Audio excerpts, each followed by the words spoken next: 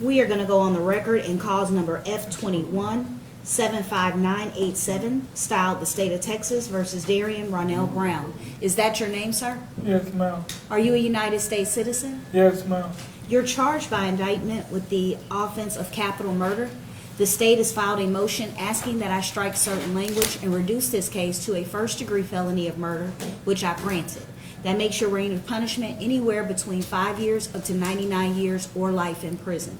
Do you understand the offense you're charged with and the range of punishment you now face? Yes, Your Honor. Did you read, did your attorney explain, and did you understand everything you signed today in connection with this case, including the court's written admonishments regarding your statutory and constitutional rights and the indictment? Yes, Your Honor. You have an absolute right to a jury trial, which we are set for today, but it is my understanding that you want to waive and give up that right today to enter a plea of guilty. Is that in fact what you want to do? Yes, Your Honor. And are you doing so, waiving your right to a jury trial, both knowingly and voluntarily?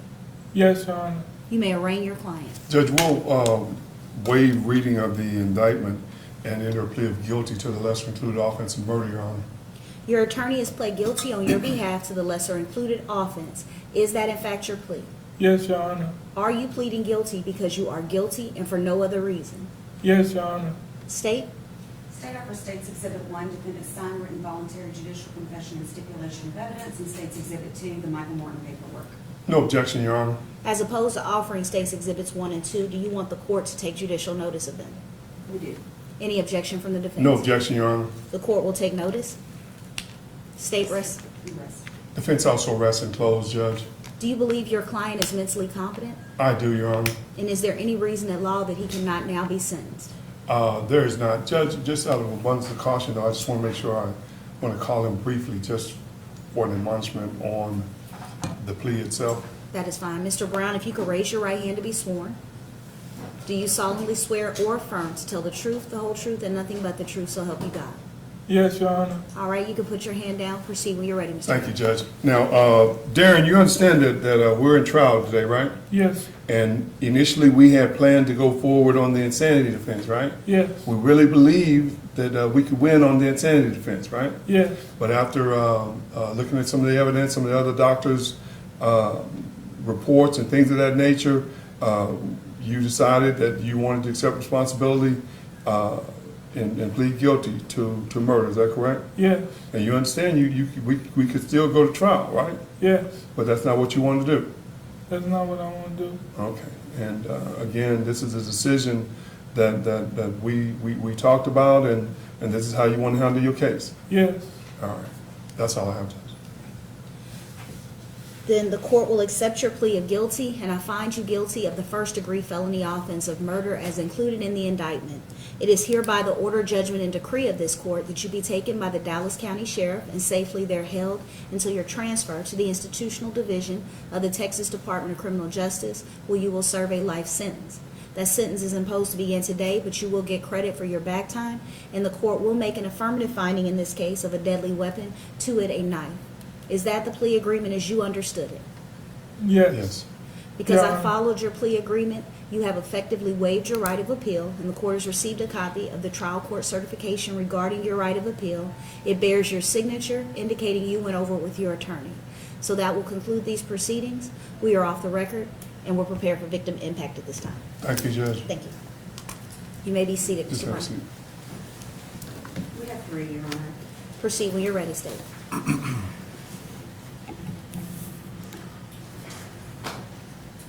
This is from Patty Seagroves, who is currently the grandmother and custodian to the remaining twin, Carter Darriynn. This message is for Darriynn Brown. We were asked to write a victim impact statement so that we, the family, could explain how what you did has affected us, how it has affected the children, Carter, Abigail, and Ashlyn, his incredibly strong siblings. First of all, I just want to say that I hope that you seek God while you're in prison, because you need Him worse than anyone I've ever known in my life. You need to truly seek forgiveness from Him, because whether or not the family forgives you doesn't matter, but God's forgiveness does. He will be the one to determine where your soul ends up. There are no words to describe the pain that you have brought onto our family. Cash's brother has suffered unimaginable pain, as we all have, a pain that no one should ever have to feel, especially at 4 years old. caused him, Carter, an agonizing hurt that will never go away.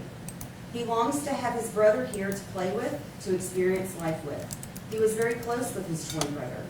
They never got to experience the first day of kindergarten together because you took Cash's life before he was ever able to even step foot in a school. Because of you, he'll never know what it's like to have a girlfriend or drive a car for the first time or graduate high school or college. He'll never get to know what it's like to get married to the girl of his dreams or have a beautiful child to carry on his legacy. Instead, all there is a memory of what a beautiful, loving, funny little boy he was. And that's something you won't ever take away. Every single day, I imagine what Cash would look like and what it would be like for his brother to have him here. We suffer from your disgusting, hateful, and horrid act of violence every single day. Again, the pain of what you did won't ever go away, and if I had it my way, you would never see the light of day again, and you would suffer the same fate that you have brought on Cash.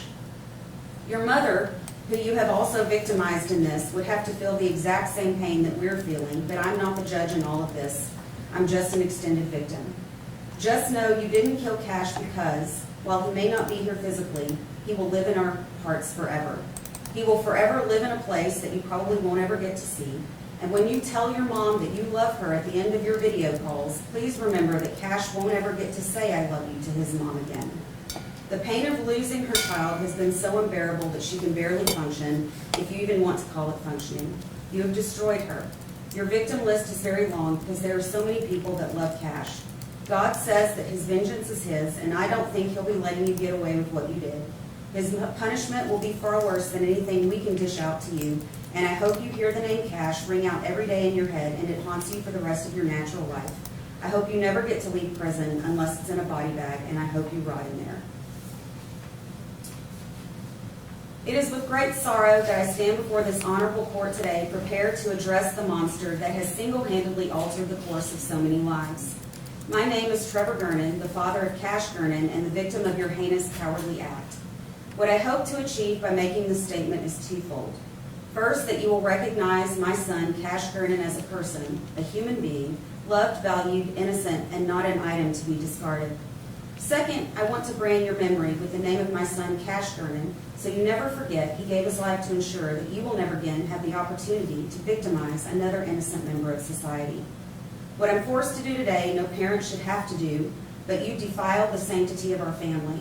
And as a father, I'm obligated to advocate for my son, Cash Gernon, so I stand prepared to be his voice and zealously defend his memory. My son, Cash Gernon, was the apple of my eye. He was my legacy, the continuation of the Gernon line, which you have shattered. Your cowardly act has reduced me to a fraction of my former self, and all that remains is a hollow shell of a man fueled by the guilt of failing to protect my child. This statement is my son's defense and should be communicated a clear message. As a father, I would have given my life defending his. And from this day forward, my life will be spent carrying his memory in a way that will impact the lives of others. Initially, I was in favor of the death penalty, but my son's death wasn't painless or humane. You made sure of that, so now I'm opposed to you having the option to leave this world without first living out the days that you stole from my son, Cash. You do not deserve the opportunity to circumvent responsibility or leave this world prematurely as my son did. I trust that the Texas Department of Criminal Justice will enforce the sentence imposed by this court and house you accordingly. There is a cage that awaits you at a maximum security prison, and that cage will function as the only home you know from this day forward. After my release, I will rest assured, knowing my tax dollars are being well spent, preventing you from ever rejoining society. I can only hope that you decide, in the name of my son Cash, to do something meaningful and productive with the remainder of your life. And then and only then can the atoning process begin as you await the afterlife. In conclusion, the Christian in me hopes that God will have mercy upon you, but the Father in me prays that this court shows you none. Now my son Cash can rest peacefully, knowing that his loved ones will have closure and the healing process can begin. And finally, this is a statement from Cash's grandmother, Connie. On May 15, 2021, my daughter and I received a phone call from the Dallas Police Department.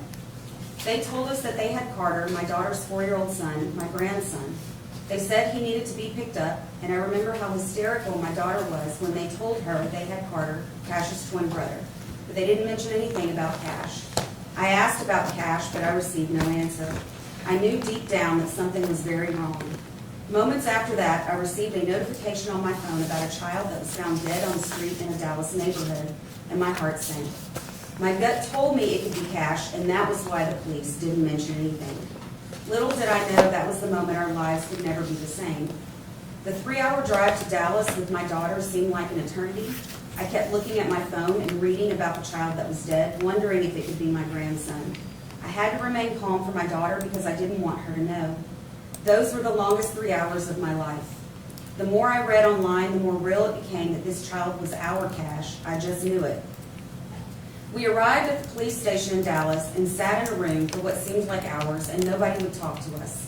When the detective entered the room, everything became quiet, and she said the words that would change our lives forever.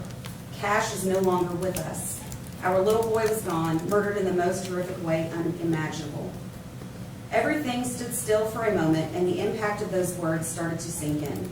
My heart broke into a million pieces, my daughter screamed, and there was nothing I could do for her to ease that pain. Cash was 4 years old. He was just a little boy full of life who loved his twin brother and his sisters. He was happy and brought so much joy into our lives. I loved watching him play with his siblings. I can still see him running around my yard, laughing and yelling and playing on the swing set. He was so happy. You took him from us without a thought in your mind. You took him in the most horrific way possible. Why? I asked myself what your reasoning was. Our lives are forever changed, and Cash's siblings' lives are forever changed. What did this innocent child do for you to do this to him? Just thinking about the horror he went through makes me want to scream. I hate you with every part of my being. You murdered our little boy, stabbing him over and over again, and left him lying on the street like he was garbage. Cash will never have a first day of school, or graduate, or go to his high school prom, or to college. He'll never get to have children or a family of his own. You took that from him. The days after this were surreal. Planning a funeral, comforting siblings, consoling his mom, and trying to hold it all together was the hardest thing I've ever had to do.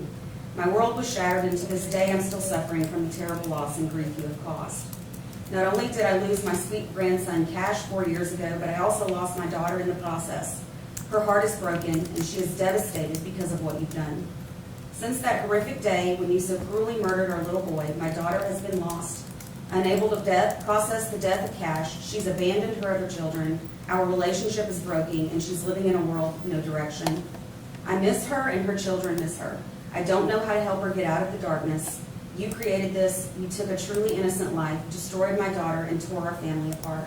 I don't know if my daughter will ever find her way back to us. I want you to suffer the way you made Cash suffer.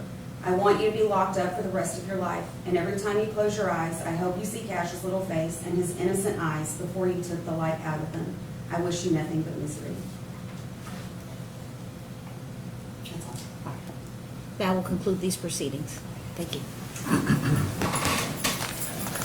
Lisa?